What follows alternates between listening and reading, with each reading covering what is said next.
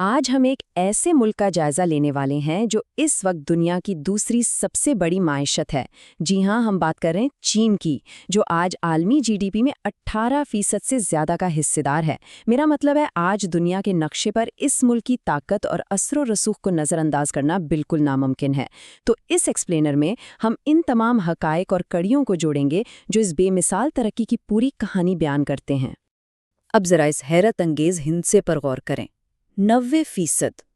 یہ سوچنا بھی مشکل ہے نا کہ صرف 40 سال پہلے اسی ملک میں غربت کی شرح 90% سے بھی زیادہ تھی، اور آج یہ 1% سے بھی کم رہ گئی ہے۔ یقین کریں، ایک ایسا ملک جو کبھی شدید غربت اور بھوک کا شکار تھا، اس نے انسانی تاریخ کی سب سے بڑی اور تیز ترین معاشی تبدیلیوں میں سے ایک کو ممکن کر دکھایا۔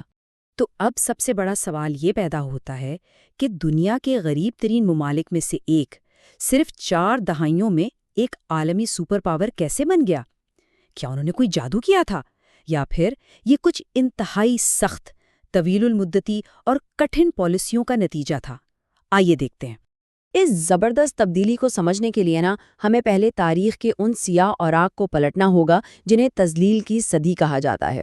1839 کی افیون کی جنگوں سے لے کے دوسری جنگ عظیم تک اس خطے نے بے پناہ تباہی اور تقریباً 3 کروڑ انسانوں کی ہلاکت دیکھی ہے۔ یہ ہولناک تاریخ بڑی حد تک یہ واضح کرتی ہے کہ 1949 میں جب ماؤ زے تنگ کی کمیونسٹ پارٹی نے خانہ جنگی جیتی تو عوام نے ایک انتہائی مضبوط بلکہ مطلق العنان مرکزی کنٹرول کو اتنی آسانی سے کیوں قبول کر لیا؟ ظاہر ہے اتنی بڑی تباہی کے بعد انہیں ہر قیمت پر صرف اور صرف استحکام چاہیے تھا۔ اچھا، آگے بڑھنے سے پہلے ایک انتہائی دلچسپ تاریخی حقیقت بتاتا ہوں۔ یہ جو لفظ چین ہے نا، یہ دراصل 2000 سال پرانی چن نامی سلطنت سے نکلا ہے، اور مزے کی بات یہ ہے کہ بر صغیر میں جو ہم چائے میں سفید چینی ڈالتے ہیں، اس کا نام بھی یہیں سے آیا، کیونکہ کہا جاتا ہے کہ اسے لانے والا ایک چینی باشندہ تھا۔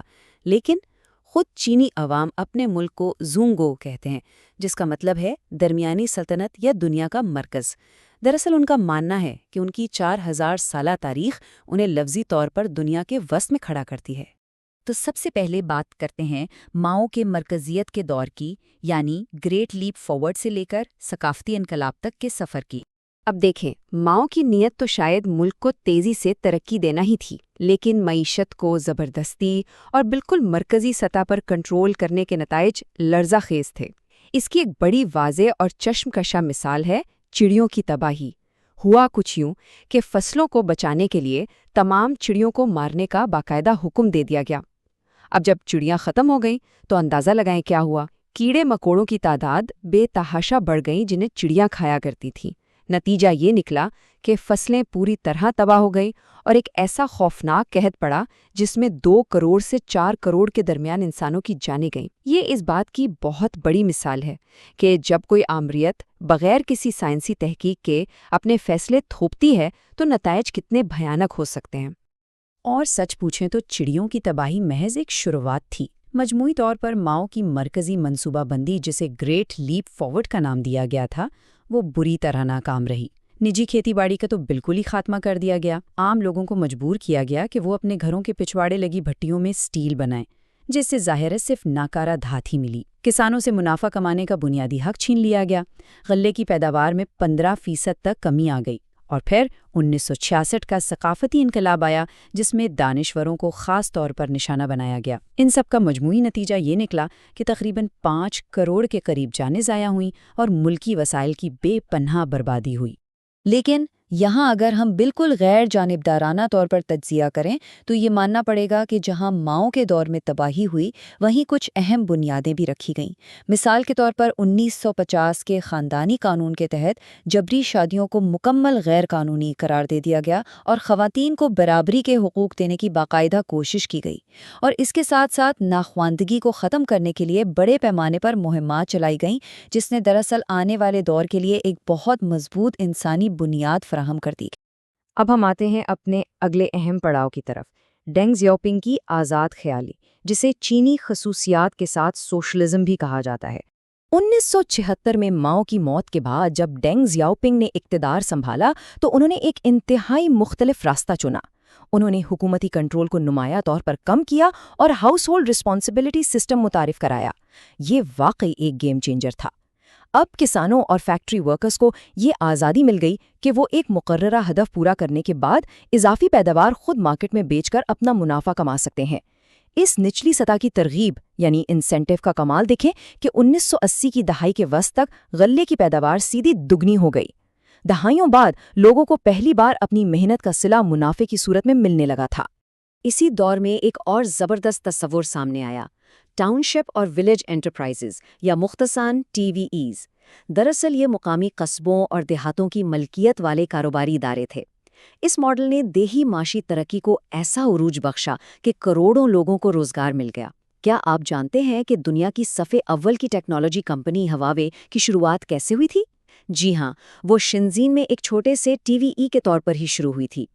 اسی طرح ونجو شہر میں جوتوں کی چھوٹی چھوٹی فیکٹریوں نے مل کر ایک بہت بڑی صنعت کھڑی کر دی، جس سے دیہی علاقوں کا معیار زندگی حیرت انگیز طور پر بلند ہوا۔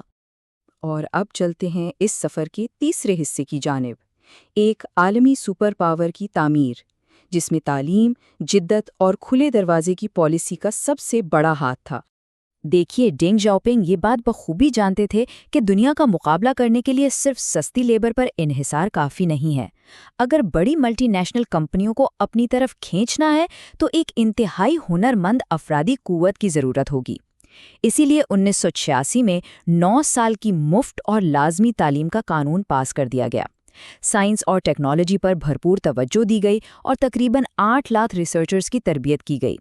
اس کے ساتھ ہی 1980 میں خصوصی اقتصادی زونز بنائے گئے جہاں ٹیکس کی زبردست چھوٹ دی گئی اور بیوروکریسی کی رکاوٹیں تقریباً ختم کر دی گئیں۔ اس اوپن ڈور پالیسی کا نتیجہ یہ نکلا کہ غیر ملکی براہ راست سرمایہ کاری کا ایک سیلاب آ گیا۔ ایپل، نائکی اور ووکس ویگن جیسے عالمی برانڈز نے وہاں آ کر اپنے کارخانے لگا دیے۔ اس پالیسی کی کامیابی کا سب سے منہ بولتا ثبوت شنزین شہر ہے۔ ذرا تصور کریں، 1980 میں یہ محض ایک ماہی گیروں کا چھوٹا سا غیر معروف سا گاؤں تھا جس کی کل جی ڈی پی بمشکل 0.3 بلین ڈالر تھی، لیکن 2020 تک آتے آتے یہ بڑھ کر 420 بلین ڈالر تک پہنچ گئی۔ یہ کوئی معمولی بات نہیں ہے، یہ پوری انسانی تاریخ میں کسی بھی خطے کی سب سے حیران کن اور تیز ترین معاشی ترقی کی کہانی ہے۔ اب اس تیز ترین ترقی کو صحیح معنوں میں سمجھنے کے لیے ہم اس کا موازنہ ایک اور بہت بڑی آبادی والے ملک یعنی بھارت کے ساتھ کر سکتے ہیں۔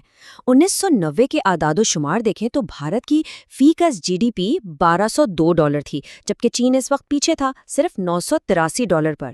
لیکن صرف 30 سال بعد یعنی 2020 میں حالات مکمل طور پر پلٹ چکے تھے۔ اب چین کی فی گز جی ڈی پی $17,000 سے تجاوز کر چکی ہے، جو کہ بھارت کے مقابلے میں تقریباً 3 گنا زیادہ ہے۔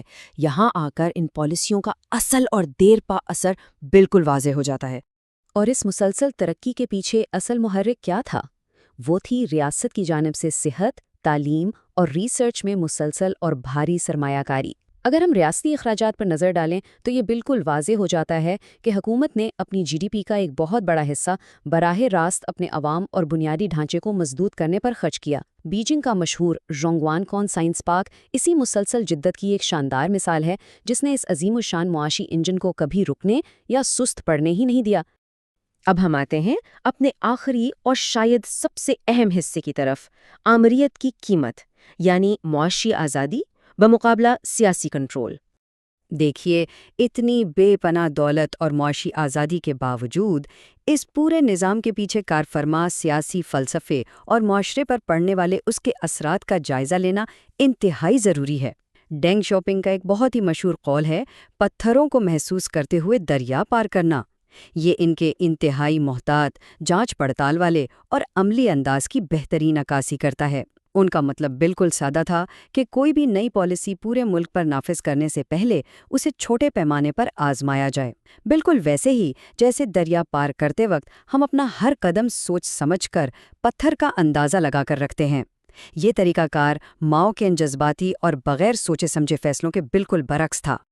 لیکن بہرحال یہ حقیقت بھی تو اپنی جگہ موجود ہے نا کہ ڈینگ نے معاشی آزادی تو لاجواب دی، لیکن سیاسی طور پر امریت کو انتہائی سختی سے برقرار رکھا۔ 1999 کا تیانامن اسکوائر کا دلخراش واقعہ اسی جابرانہ کنٹرول کی ایک بہت بڑی قیمت ہے۔ اسی طرح اس اندھی معاشی دوڑ میں ماحولیاتی اور ایکولوجیکل نظام کو بے حد نقصان پہنچایا گیا۔ ڈینگ کے پاس ایک موقع ضرور تھا کہ وہ بتدریج جمہوری نظام کی طرف منتقلی کرتے، لیکن وہ موقع ہمیشہ کے لیے ضائع کر دیا گیا، اور اسی مضبوط غیر متزلزل سیاسی کنٹرول کی وجہ سے آج شی جن پنگ کے دور میں 2020 کے سخت لاک ڈاؤن جیسی صورتحال کی شکل میں عوام کو دوبارہ انہی بغیر سوچے سمجھے فیصلوں کا سامنا کرنا پڑتا ہے۔